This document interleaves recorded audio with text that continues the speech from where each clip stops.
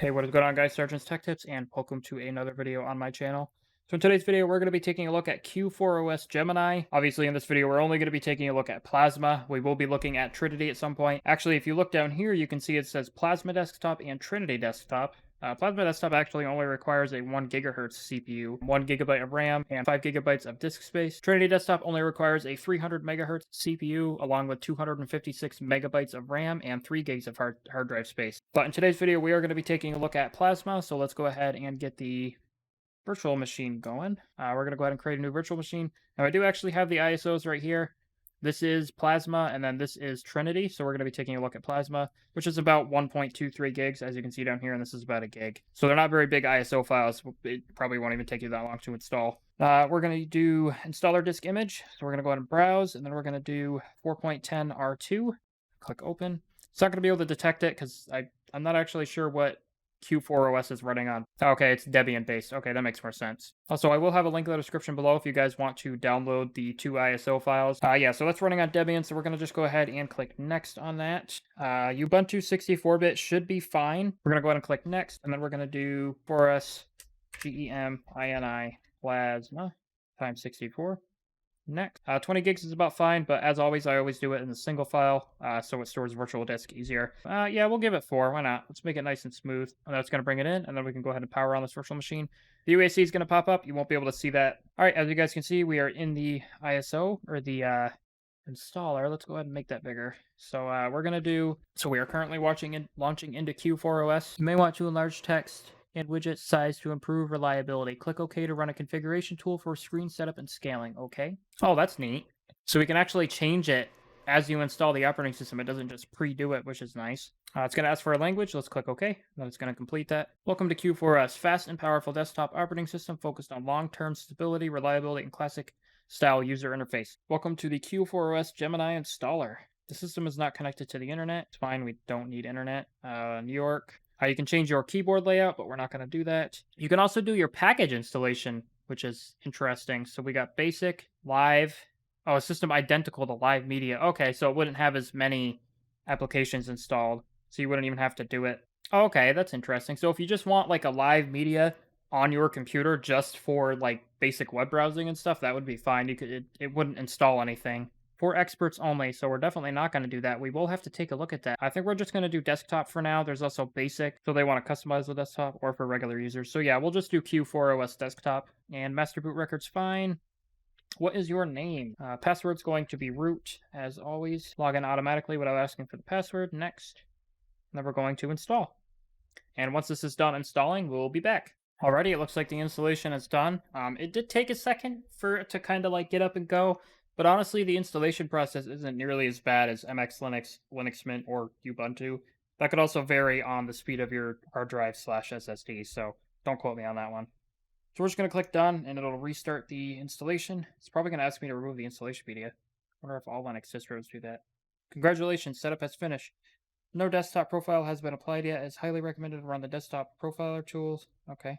Q4OS is installed as a very basic and clean desktop environment with minimal software kit. Now it is the right time to adjust your desktop. You might want to make use of the tweaking shortcuts below. Oh, that's neat. So we're going to go ahead and click Run Desktop Profiler and see what we can do. Fully featured desktop with web browser, Office Suite, and recommended application set. With common utility, system tools, and libraries, ultimately minimalist desktop, you'll be free to set up anything by yourself. Let's do full featured and install. You need internet to do it. All right, that's fine. Install applications. So it actually does come with Google Chrome pre-installed, which a lot of people might find awesome because a lot of people use Google Chrome. I personally don't. I use the Opera GX. You also can do Wine, so you can run native Windows applications. But these are all the applications you can install, which is the Software Center. We got install applications, install proprietary codecs. We got screen scaling, set auto login, and hardware info. What does that look like? Oh, neat. So it's like a little hardware info thing. I wish a lot of other Linux distributions had this. See, we got Plasma 5.20.5, which is the desktop variant. The distro is Q4OS 4.10.2 Gemini. Also got the host, which is me. And we got the kernel. We got the CPU, the amount of RAM, storage, and the graphics and mainboard. We also got CPU. Oh, I like that. That tells you a bunch of information about the CPU. That's really cool. If we actually go down here to the application launcher, that's all we got. We can take a look at internet, which is, oh, it does come with a few. So we got Conqueror, which is a web browser. We got Open on Connected Device via KDE Connect. We also got KDE Connect SMS, so I'm assuming when you connect your phone to it, you can type your, obviously you're probably going to need internet so they can connect, or Bluetooth, so you can send text messages from your computer with your phone, essentially. We also got system settings, which is what I was looking at when I was trying to get the internet to work. We got global theme. We got Breeze Dark. What does that look like? Oh, that looks really good. I like that. We got applications, computer.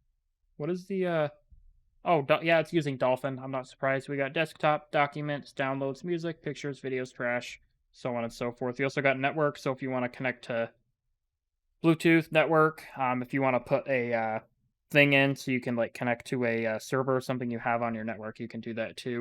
You also got your devices, which is your operating system. You can search documents. You got recent files, recent locations, and obviously all that. You can also change the view up here on the left.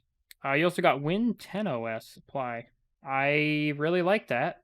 That is really clean. I think I like Breeze Dark more, but we also got Plasma Style, so we can change the thing, which this is actually kind of what was in MX Linux, the last version we looked at. So you got Breeze Dark, you got Application Style, so you can change the application style if you want to change how it looks. This is more like an older version of Windows, yeah. MS Windows 9X. We also got window decorations, which is like the maximize and minimize. So you could change it to like the Windows 10, the Breeze, the plastic, or the Windows XP concept. We also got colors. So you can change the colors of various things in the operating system, which is one of the reasons I love Linux, because it's 10 times more customizable than Windows ever will be. Also got fonts, so you can change the fonts. You got also font management, so you can install fonts. You can find duplicates, install from file, or get more fonts. Also have icons, so you can change the way the icons look. Yeah, I think I like that. That's kind of more like the Windows 11. It also has tabs.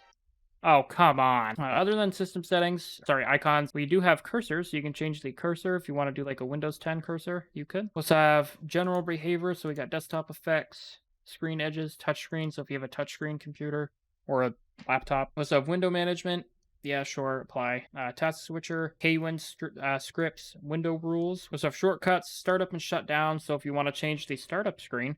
You also have Windows 10 OS, which is a nice, neat one. This is another variant of it, which is also another neat one. You also have the Q4OS welcome screen, background services, desktop session, and splash screen. So when you're booting into Windows, you can make it do one of these, which is really cool. You also have users, regional settings, you also have accessibility, applications. You can change your web browser, like your default applications. You can, if you want to install another file manager, I don't know why you would. Dolphin's a great file manager. You can do an email client and a terminal emulator. So if you want to either download one or just choose one of the ones that are already installed. You also have file associations, locations. So if you want to change the path to which files will save. You could also do launch feedback, which I'm guessing that's like, oh, okay, so when you launch an app, okay. And this is the multiple desktops, as I was telling you about. So you could change between them, which is pretty neat.